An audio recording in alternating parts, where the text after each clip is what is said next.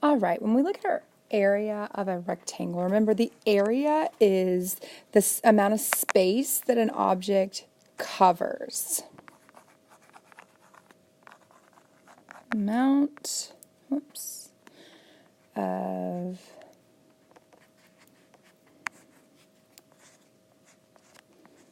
space an object covers. And we have, for when we're finding for a rectangle, we have one main formula that we use. So we are going to look at using the formula A equals length times width. Now remember, this is area, L is length, and the W is for the width. So area equals length times width. Now, if we were to look at this rectangle here, if the side over here is 8, and then we have this side over here is 4, when we look at this, we know that the long one, L, the long one, is always going to be the length. And we always want to make sure that we label them. And then the one on the side over here, which shows you how wide it is going to be the width. So we have our length and our width. Now, in order to solve this, we know that A, or area, equals length times width. So we're trying to figure out the area. We do not know that, so we continue to use A.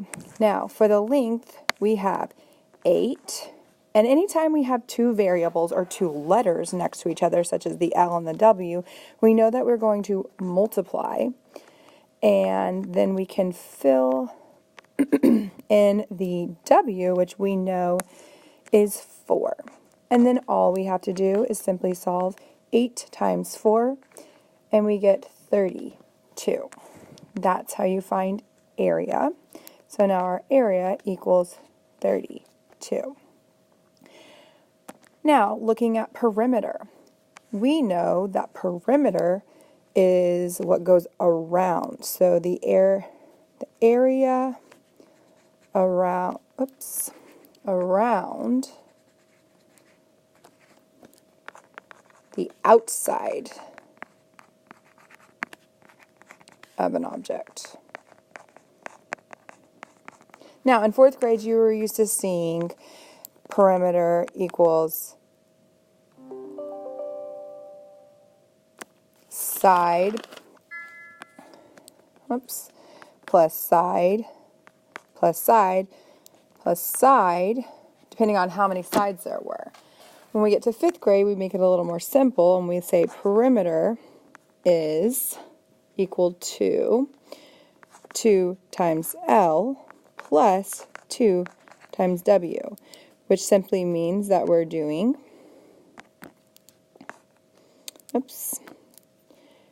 2 times length plus 2 times the width, which equals our perimeter. Okay?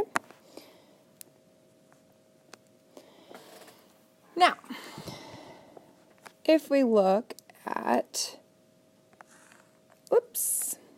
this shape here, we can say we have,